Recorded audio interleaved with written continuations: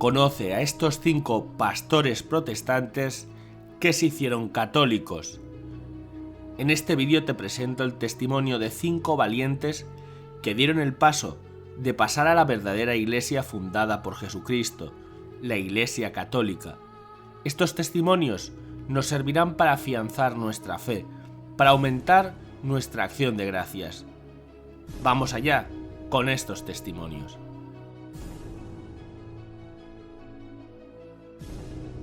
Primero, el pastor Lars Ekman.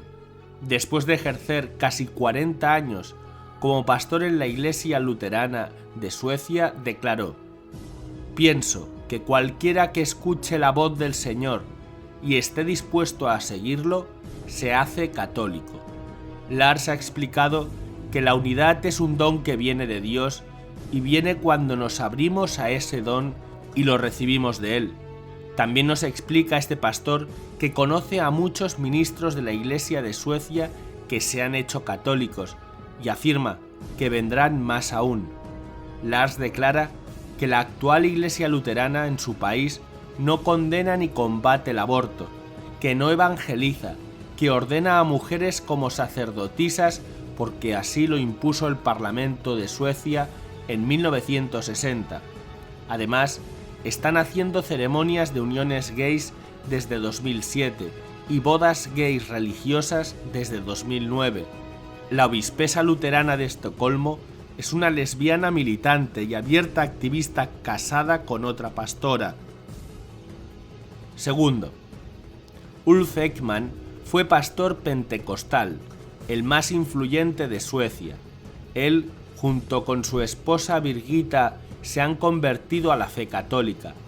Ekman dice que se hace católico porque hemos visto en la Iglesia Católica un gran amor por Jesús y una sana teología fundada en la Biblia y en el dogma clásico.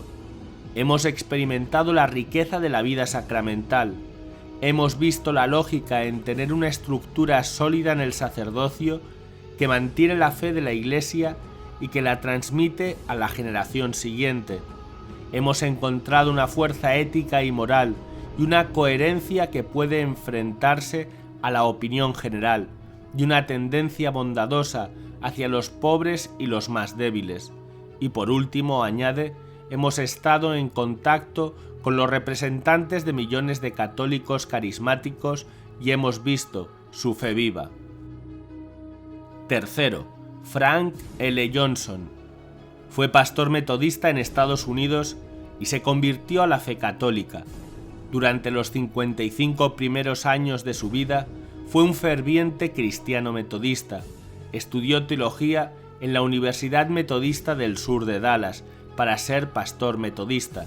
Su novia, con la que luego se casó, que era protestante presbiteriana, se hizo metodista, ya que su esposo iba a ser ministro en esta otra denominación.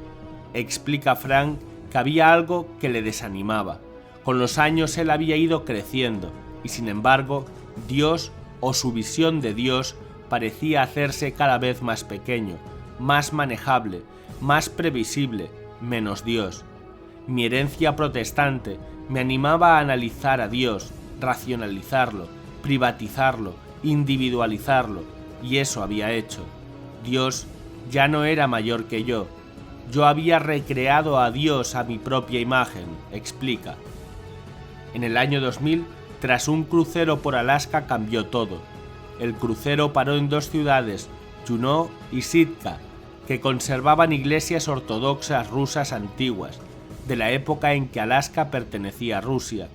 A Frank le impresionó en estas iglesias lo griego, lo eterno, los iconos según un modelo inmemorial, la liturgia luminosa, y lo que la Iglesia Ortodoxa asegura, que ella es la Iglesia fundada por Cristo hace 2000 años. Tras este encuentro investigó y encontró en la Iglesia Ortodoxa un Dios que no se dejaba remodelar a su imagen, afirma, sino que quería remodelarme él a mí, según su imagen y semejanza. Al poco tiempo ingresó en la Iglesia Ortodoxa griega, en el año 2001. En esta iglesia aprendió a tratarse con la Virgen María, como la mayor entre los santos del cielo. Más adelante, en el año 2005, Frank empezó a reflexionar en serio sobre la unidad de los cristianos y el papel de Pedro en esta unidad. Me convencí de que Jesús sabía lo que hacía cuando puso a Pedro a cargo de su iglesia. Necesitamos un liderazgo central fuerte, o de lo contrario degeneramos en la confusión eclesial de la ortodoxia oriental y la confusión denominacional del protestantismo. Nuestra unidad como católicos romanos nos habilita para ser eficaces en temas como la evangelización, las misiones o el servicio al mundo en general. Reflexionando en estos temas de la unidad, Frank se hizo católico. Cuarto, Luis Miguel Bullón fue pastor evangélico y hoy profesa la fe de la Iglesia Católica. Luis Miguel Bullón afirma que el demonio es protestante. Esta fue la primera frase que pronunció cuando se convirtió a quienes le escucharon durante más de 12 años como pastor. Bullón nos explica que durante semanas estuvo visitando a un sacerdote católico con la intención de convertirlo y manifestarle el error de la fe católica. Sin embargo, no fue esto lo que logró, sino más bien todo lo contrario. Gracias a sus visitas, vio que la fe evangélica que predicaba como pastor estaba totalmente alejada de la Biblia. Afirma que al principio de estas conversaciones detestaba tener que darle la razón al sacerdote. Un buen día este sacerdote le llamó por teléfono. Estaba ingresado en el hospital por un cáncer. Él salió rápidamente a visitarlo. Explica que sentía un gran dolor por la partida de quien ya consideraba un amigo. El sacerdote regresó a su residencia y el pastor Bullón iba a visitarle a diario. Su feligresía y su familia se le echaron encima. Desde la iglesia evangélica le llegaron a amenazar de que le quitarían el cargo y el sueldo. Le contó todo esto al sacerdote y el padre le explicó que había de imitar la fortaleza de los mártires, que no tuvieron en cuenta ni la carne, ni la sangre, ni las riquezas, solo amaron la verdad, dieron público testimonio de su adhesión a la fe. Más vale entrar al cielo siendo pobres que irse al infierno por comodidades. Después de esto, reunió a su feligresía y les hizo una declaración. Se había convertido a la fe católica y añadió lo que decíamos al principio: el demonio es protestante. La feligresía le abucheó y no le dejaron terminar las explicaciones. Su esposa le echó de casa. Esa noche durmió acogido por el sacerdote católico. Desde su conversión, pasados ya años, nunca más fue admitido en casa como padre y esposo. Quinto, Dean C. Walt. Fue pastor presbiteriano. Durante su formación en teología obtuvo los mejores resultados de su promoción. Estudió en el Seminario de California, donde conoció a su futura esposa. Mientras seguía sus estudios en Los Ángeles, trabajó como jefe del grupo joven de una iglesia presbiteriana. Allí pronunció sus primeros sermones. Con el tiempo, Dean sintió que ser pastor no era lo suyo.